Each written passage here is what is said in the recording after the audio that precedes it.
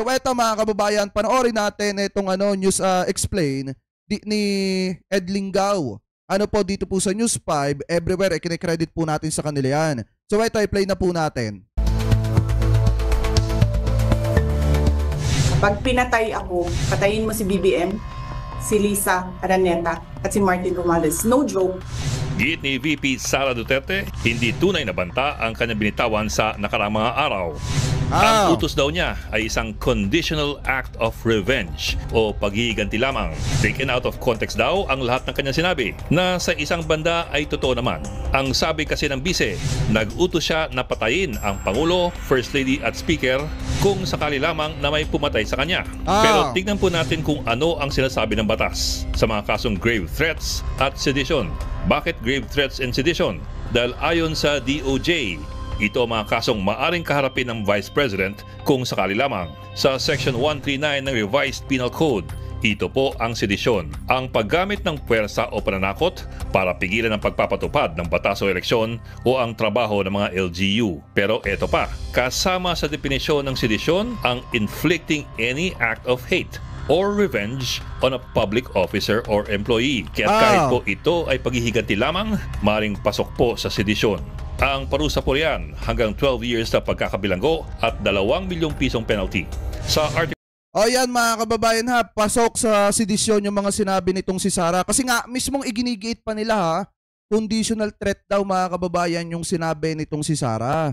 At saka paghihiganti lang naman daw yon kung sakaling may mangyari sa buhay po niya. Na kapag ka daw nawala na siya, ang hahabulin daw nung kinausap niya na hitman mga kababayan ay etong si PBBM, si House Speaker Romualdez at etong si First Lady Lisa Marcos. Wag daw tantanan hanggat hindi nakukuha yung buhay ng tatlo. So ngayon mga kababayan, maliwanag naman sa sinasabi dito na pasok po yan sa sedisyon. Ano po ngayon, ipagpatuloy pa natin. Article 142 naman ang inciting to sedition. Ito po ang pag-uudyok sa ibang tao na gumawa ng sedisyon. Kasama rin yan ang disturbing the peace of the community at ang kaligtasan at kapayapaan ng pamahalaan. Sa Article 282 naman ng Revised Penal Code, ang kasong grave threats. Ito po ang pagbabanta sa ibang tao ng serious harm or injury o kaya ay pagpatay. Ang punto ng krimen na ito ay ang pagkahasik ng takot sa ibang tao. Ito ang dahilan kung bakit kahit hindi mo ituloy ang banta, ito pa rin ay tinuturing na krimen. Malinaw po sa Revised Penal Code na ito ay paglabag ng batas kahit hindi po ituloy ang banta. Ang parusa po riyan, kulong ng hanggang 12 taon din. May 2020. So mabibigat mga kababayan, yung mga, eto pag nagpatuloy ito, mabigat-bigat yung mga haharapin ni Sara na demanda. Alam nyo, kung tutusin mga kababayan sa mga oras na ito, sa mga panahong ito, talagang pag nagdire-diretso yan, magmumukbang talaga ng napakaraming kaso etong si Sara Duterte. Ano po ngayon, ipagpatuloy pa natin. Inaresto, kinaladkad at pinusasa ng NBI ang isang guro sa Bataan na nagbidong nagbanta kay Pangulong Duterte sa kanyang social media page. Parehong buwan. Eto mga kababayan yung yan kasi yung siguro eto yung nagsabi na magbibigay ng 50 million sa kung sino man na makakapagtumba dito kay Duterte. Pero yan mga kababayan, kinasuhan yan eh. Pagkakaalam ko kinasuhan ata yan, and then mga kababayan parang inaresto yan. Tapos parang ikinulong. Pakitama na lamang po ko kung ako po ay mali. Dahil sa kanyang pagbabanta dito kay Digong na ipapatumba at magbabayad ng 50 million. Ano po ngayon, ipagpatuloy pa natin. May isa pa. Inaresto naman ng mga pulis sa Butuan City ang isang salesman dahil lamang tinawag niyang baliw si Pangulong Duterte. Ngayon mga kababayan nyo, ngayon nyo sabihin na walang basis yung mga pinagsasasabi ni Sara against kay PBBM at hindi siya pwedeng kasuhan. Eto nga tingnan nyo to, tinawag lang na baliw itong si Duterte mga kababayan, pero inaresto nung panahon ng Duterte administration. Diba? Tapos sasabihin nyo, walang basis yung mga pinagsasasabi ni Sara. Yung mga accusation, yung mga pagbabanta nitong si Sara kay PBBM, kay First Lady, at saka kay House Speaker. Sasabihin pa niyang si Bato de la Rosa mga kababayan, ano naman daw, conditional threat. Pagbabanta pa rin yun. Eto nga, tinawag lang na baliw si Digong, pinaaresto niya mga kababayan. Pero sa huli kasi, ang pagsasampa ng kaso ay hindi lamang legal na proseso, kundi politikal. Kaya't yan ngayon ang malaking tanong, kung gagamitin ba ng mga otoridad ang revised penal code laban sa Vice Presidente o idadaan na lang ang lahat sa kortesiya.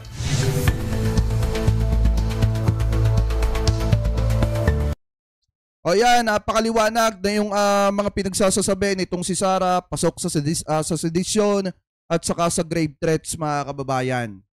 Ano po kaya yung mga nagsasabi ng mga taga-suporta ni Sara na wala daw basis, mga kababayan, yung mga pinagsasasabi nitong si Sara at conditional threat daw, gaya ng sabi ni Bato de la Rosa, wag po kayo magpapapaniwala doon. Nagbanta siya, mga kababayan, at alam niya sa kanyang sarili, kasi abogada naman siya, na may kailangan siyang panagutan. Mga kababayan, ano po, so ngayon hindi pa dyan natatapos. May isa pa, mga kababayan, na nagbabanta din sa buhay ni PBBM. Uubusin daw kapag ka daw kinante etong si Sara. Wait lang. Punta muna tayo dito.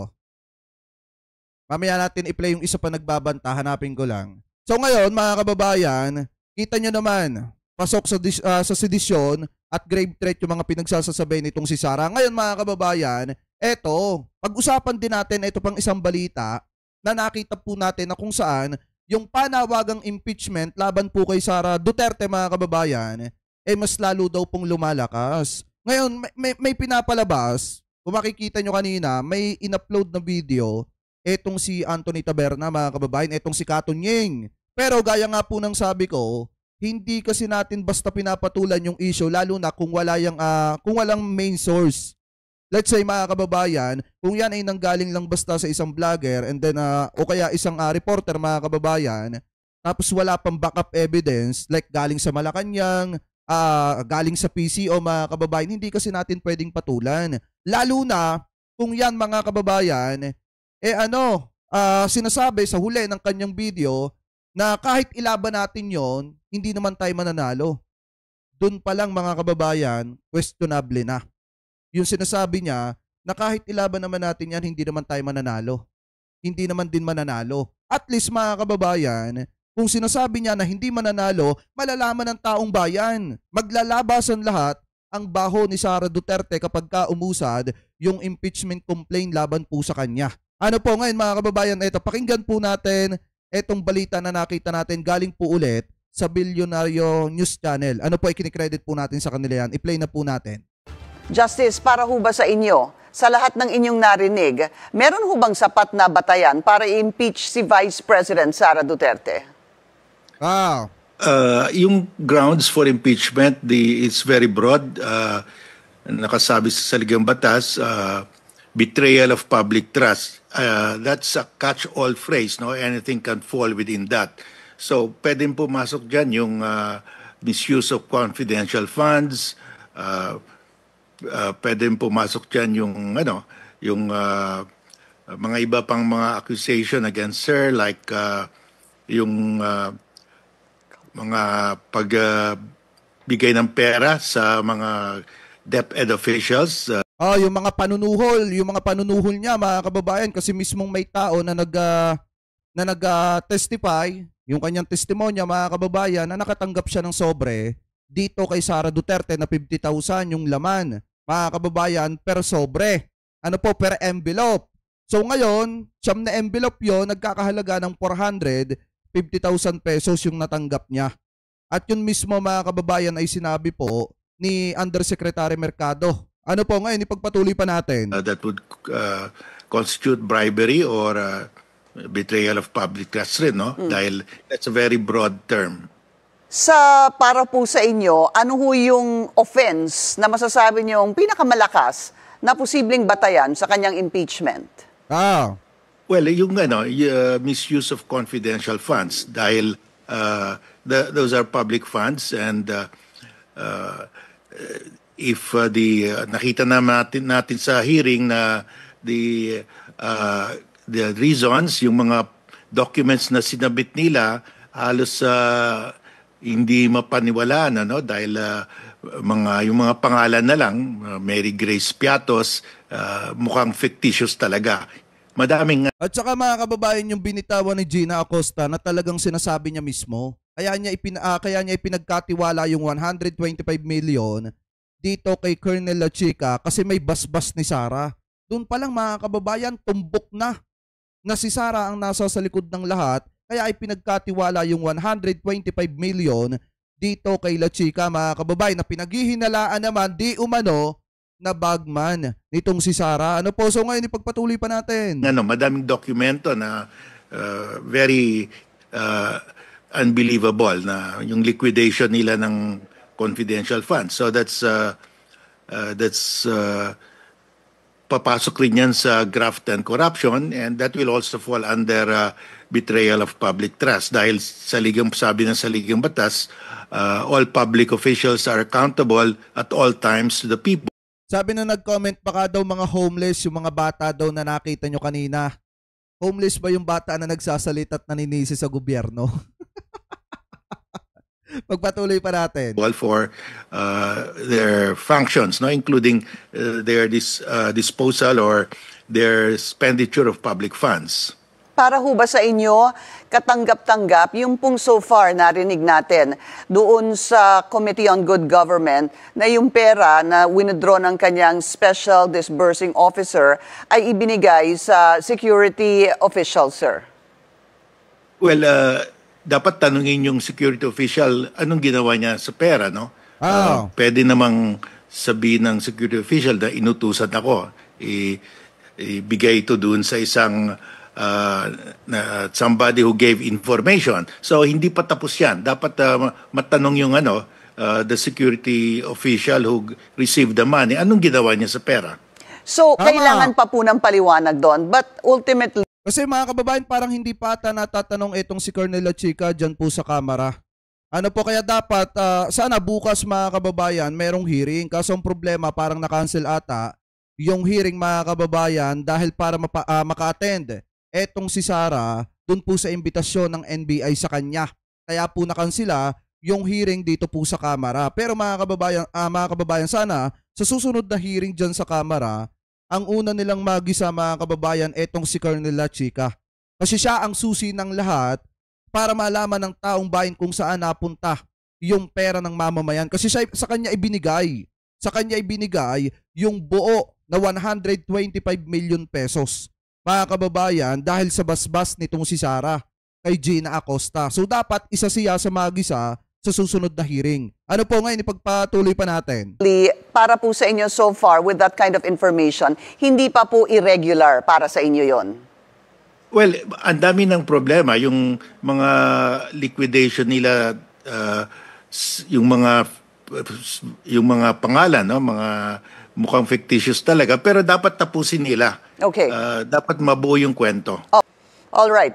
Siguro kasama din palagay ko, sir, if we were to surmise yung grave threat dahil nga yung pagbanta kay Pangulong Marcos, First Lady at kay House Speaker. So this is something that we need to find out. You're saying, saan ho ba napasok? Sakaling totoo itong anti-terror law, saan ba napasok doon sa mga sinabi ni VP ang kanyang culpability, ika nga, dito sa anti-terror law? Yes, because madaming offenses falling under the anti-terror law. Hindi pwede i-charge mo lang for violation of the anti-terror law. Kailangan i-specify kung ano. Okay. Tama. Ano naman po ang inyong reaksyon dito naman po sa pag-challenge ni disbarred attorney and presidential advisor for poverty alleviation, Larry Gadon, na i-disbar naman po si VP Sara dahil po sa kanyang mga pagmumura dun sa mga profanity, sir. At pagbabanta na rin ata, kasama ata yun dun. Well, if anyone can file a disbarment case, ang gagawin ng Supreme Court niyan, i-refer yan sa IBP for investigation, and the IBP will recommend to the Supreme Court. So, kasi mga kababayan, pag hindi na disbar etong si Sara Duterte, kikwestiyonin ngayon ni Atty. Larry Gadon kung bakit siya dinisbar nung nagsampa ng reklamo sa kanya ng disbarment case etong si Robles, mga kababayan, laban dito kay Atty. Larry Gadon. Kaya nga kung titingnan nyo, napakagaling nung timing dito Napakagaling nung timing ni Atty. Larry Gadon kasi na-experience niya, mga kababayan, ipadisbar. Ano po na-experience niya? Ngayon, kung hindi madidisbar etong si Sara Duterte, sa dami ng matitibay na dahilan at ebidensya para ipadisbar siya, mga kababayan, mapupulaan ng Korte Suprema.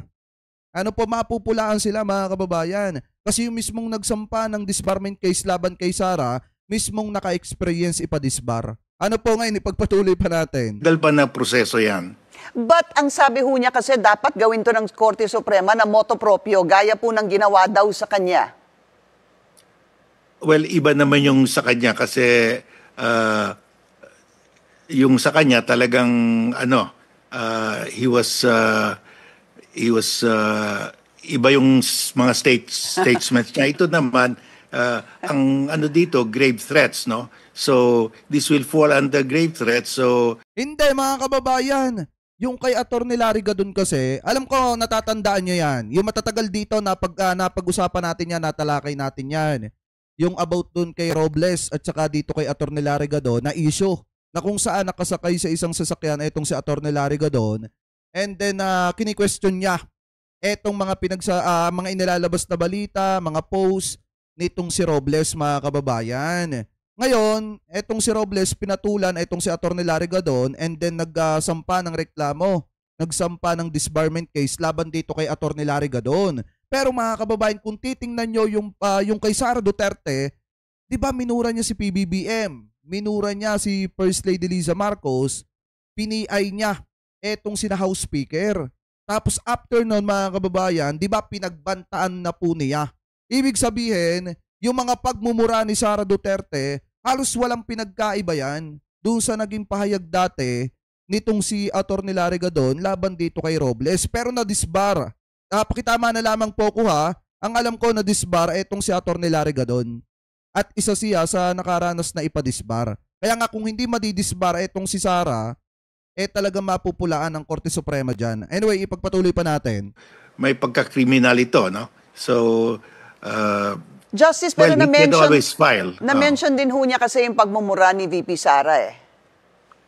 Well, yung pagmumura naman, that's in politics pwede yan, no? But if you are a lawyer, you're lawyering and you're using foul language in lawyering, pwede ka penalized ng Supreme Court. Pero yung pagmumura naman na in politics, that's very very wide naman ang freedom of expression dyan. And you think that yung kanyang pagmumura had connected to or is connected to politics? Yeah, politiko yon, no? Pagmumura niya. So hindi daw wala namang kliyente involved doon, hindi naman that's not. So connected din pala in politics yung ipahuhukay mo sa libingan ng mga bayani, yung taong namayapa na at itatapon mo sa West Philippine Sea. Tapos connected din pala in politics yung gusto mong pugutan ng ulo yung presidente. Connected din pala in politics, mga kababayan, yung pinagbantaan mo ang buhay ng presidente at saka ng First Lady at ng Speaker of the House. Kasi parang ang dating dito, mahihirapan pa para ipadisbar etong si Sara, ganun-ganun na lang ba, mga kababayan? Kasi unang-una, talagang alam naman din ni Sara Duterte at sinabi din naman niya yan na may nakapending siya na disbarment case, mga kababayan, dyan po sa Korte Suprema dahil nga doon sa ginawa niyang pananakit sa isang sheriff doon sa Davao noong mga panahon na siya pa ang mayor. Hindi ba pwedeng tingnan din yon, mga kababayan? Kasi eto, inuulit-ulit lang din naman nitong si Sara Duterte yung pagiging marahas niya. Ano po, lalo na yung pagiging bastos niya publicly na kung saan pinipiay niya ang presidente. Ngayon, ipagpatuloy pa natin. Not a communication involving court matters. So, hindi naman niya sinabi niya as a court officer. So, that's sinabi niya as for political purposes. So, dapat ang tanongin sa kanya, yung grave threats, yun ang pwedeng i-investigate. No? But that should be investigated. Ay, kaya Kuya Break, ayan, may galab shoutout ha. Thank you sa pakapi ha. Impeach Sara. Sana nga. Investigated by the DOJ. Sana nga ma-impeach na siya. Maraming salamat po sa inyong oras. Retired Supreme Court Senior Associate Justice. So ayan, mga kababayan, kung makikita nyo, parang ang dating kasi pahirapan pa para ma-disbar etong si Sara. Kasi nga naman, mga kababayan, ang katuwiran kasi nila, yung sinasabi kasi dito ni Carpio, ano daw, related daw sa politics yung ginawa nitong si Sara. Hindi naman daw siya nagmura bilang abogado, nagmura daw siya bilang vice presidente ng Republika ng Pilipinas. Kaya mga kababayan, pag-aaralan pa ng Korte Suprema etong naging reklamo nitong si Atty. Larry Gadon.